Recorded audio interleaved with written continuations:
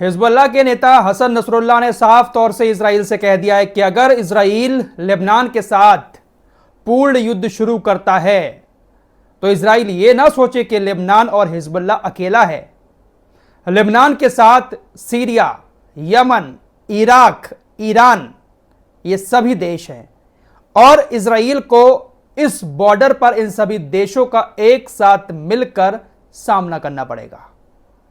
यानी हसन नसरुल्लाह का कहना है कि अगर इजराइल हमारे खिलाफ जंग छेड़ता है तो इन सभी देशों की सेना हमारे साथ मिलकर लेबनान के बॉर्डर से इजराइल को अच्छा मजा चखाएगी।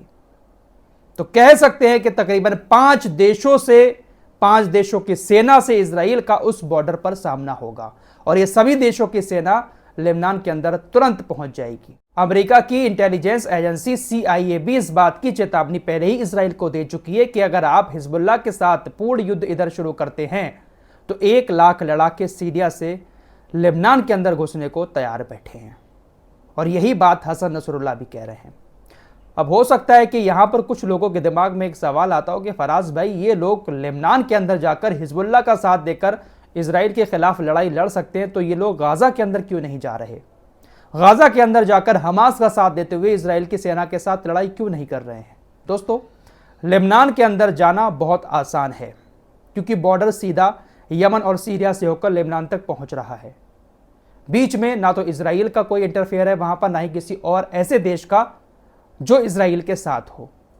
लेकिन गाजा तक पहुंचने का जो रास्ता है वो या तो इजराइल से होकर जाता है या फिर जॉर्डन और मिस्र जैसे देशों से होकर गाजा तक पहुंचता है।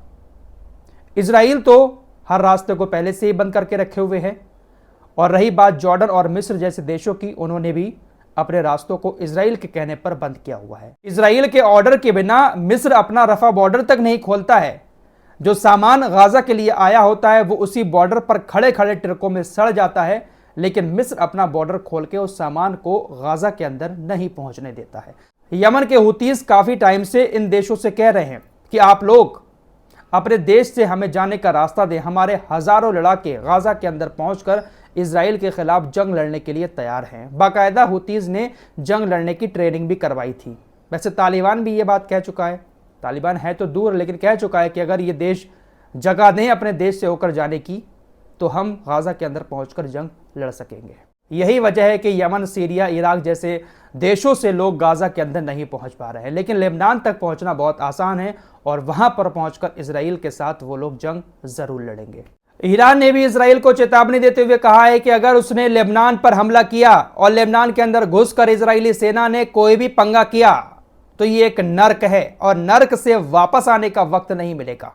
यानी ईरान की इजराइल को यह सीधे तौर पर चेतावनी है, धमकी है कि लेबनान पर अगर हमला करते हो, लेबनान के अंदर घुसने की कोशिश करते हो तो हम भी हिजबुल्लाह का साथ देते हुए आपके ऊपर हमला करेंगे और यहां पर आपका नर्क बन जाएगा। दोस्तों, आपको खबरें पहले बता चुका हूं कि अमेरिका ने गाजा में समुद्र के किनारे एक बंदरगाह बनाई थी।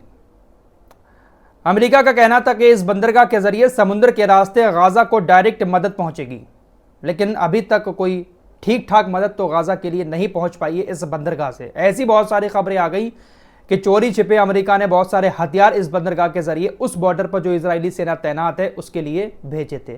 फिलहाल अब यह खबर आ रही है कि अमेरिका टेम्परेरीली हटा रहा है। इस बंदरगाह को हटाने का प्लान अमेरिका ने बना लिया है और कहा है कि समुद्र की स्थिति जो है यहां पर ठीक नहीं है, इसलिए इस बंदरगाह को हटाने का प्लान अमेरिका बना रहा है। क्या मकसद था अमेरिका का इस बंदरगाह को बनाने का और अब क्यों हटा रहा है, इसके पीछे कुछ ना कुछ तो राज है। दोस्तों, इस वक्त दुनिया 2 भागों में बटी हुई है। एक तरफ पूरा यूरोप है और दूसरी तरफ रूस, चाइना, उत्तर कोरिया और ईरान जैसे देश हैं। ईरान मिडिल ईस्ट में सबसे ज्यादा खड़क रहा है यूरोपीय देशों के। G7 की कल मीटिंग थी। G7 क्या है इसके बारे में भी आपको बता देता हूं। दुनिया के 7 देश कौन कौन से हैं वो आपकी स्क्रीन पर लगा दे रहा हूं। ये देश अपने आप को दुनिया का सबसे पावरफुल देश मानते हैं। इनका कहना है कि पैसे के मामले में, इकोनॉमी के मामले में हम दुनिया के सबसे ताकतवर देश हैं और हम कुछ भी कहीं पर भी कर सकते हैं। एक ऐसा इन लोगों ने G7 के नाम पर दुनिया में भौकाल बनाया हुआ है कि G7 एक ऐसा संगठन जो बहुत पावरफुल है, जो कुछ भी कर सकता है। इस तरह का माहौल बनाकर दुनिया को ये लोग दबाने की कोशिश करते हैं। तो कल भी G7 की मीटिंग हुई थी, हमारा देश भी गेस्ट के तौर पर वहां पर पहुंचा था। 7 देश वैसे इसमें शामिल हैं, लेकिन हर साल कुछ देशों को गेस्ट के तौर पर इस सम्मेलन में शामिल किया जाता है। G7 देशों ने ईरान को चेतावनी देते हुए, धमकी देते हुए कहा है कि अगर ईरान रूस को बैलिस्टिक मिसाइलें देना बंद नहीं करता है तो हम ईरान के ऊपर कई सारे प्रतिबंध लगा देंगे। G7 ने कहा है कि हम ईरान से कहते हैं कि तुरंत वो रूस को मिसाइलें देना बंद कर दे, वरना आगे कुछ प्रतिबंधों के लिए तैयार रहे। तो इस तरह की धमकी एक बार फिर से इन सभी देशों की तरफ से दी गई है। ये देश सिर्फ और सिर्फ यही करते हैं, संगठन बनाकर बैठ गए हैं और इस तरह की बातें करते रहते हैं। वैसे संगठन से याद आया, OIC नाम का भी एक बड़ा संगठन है, लेकिन इन छोटे छोटे संगठनों के कदमों की धूल बना हुआ है ये OIC जैसा संगठन। OIC जैसे संगठन के पास इतनी पावर नहीं है कि वो किसी भी देश को ललकार कर ये कह सके कि अगर आप ऐसा करेंगे तो हम आपके खिलाफ ऐसा एक्शन ले लेंगे। सिर्फ और सिर्फ निंदा करने के लिए बैठा है OIC। फिलहाल रूस की बात चली है तो यह खबर रूस से भी आपको बता देता हूं। रूस और यूक्रेन की जंग पिछले 3 साल से चल रही है। यूक्रेन की पूरी मदद नाटो कर रहा है, अमेरिका कर रहा है, जितने भी यूरोपीय देश हैं ज्यादातर सभी यूक्रेन की मदद कर रहे हैं। इसलिए यूक्रेन रूस के साथ अभी तक लड़ाई में है। अगर ये देश साथ ना दें तो शायद रूस ने अब तक कब्जा कर लिया होता यूक्रेन के ऊपर। फिलहाल मामला बहुत ज्यादा बढ़ रहा है उस बॉर्डर पर भी। चिंगारी नाटो और यूरोपीय देश भड़का रहे हैं। रूस के राष्ट्रपति व्लादिमीर पुतिन एक शांति प्रस्ताव लेकर आए। उन्होंने कहा कि ठीक है, हम शांति कायम करने के लिए तैयार हैं, लेकिन खबरें आ रही है कि नाटो और उसके देशों ने व्लादिमीर पुतिन के इस शांति प्रस्ताव को रिजेक्ट कर दिया। यानी कह सकते हैं कि जंग उस बॉर्डर पर भी नहीं रुकेगी। रूस और यूक्रेन की जंग शायद नाटो नहीं रुकने देगा। इजरायली सेना का लेबनान के बॉर्डर पर एक और हर्मीस 900 ड्रोन कल तबाह हो गया। इजरायली सेना ने इस बात की जानकारी देते हुए कहा है कि किसी वजह से वो दुर्घटनाग्रस्त हो गया और नष्ट हो गया। इसकी कीमत 10 मिलियन से लेकर 20 मिलियन डॉलर तक है। मुझे यकीन है कि लेबनान के बॉर्डर पर इस हर्मीस 900 ड्रोन को हिजबुल्लाह की मिसाइल या रॉकेट नहीं मारा है, क्योंकि इजराइल इतनी आसानी से अपनी मार कबूलता नहीं है। दुर्घटनाग्रस्त कैसे हुआ होगा भाई, इतना ताकतवर ड्रोन? जरूर इस पर एक ना एक हिजबुल्लाह की मिसाइल या रॉकेट टकराया है।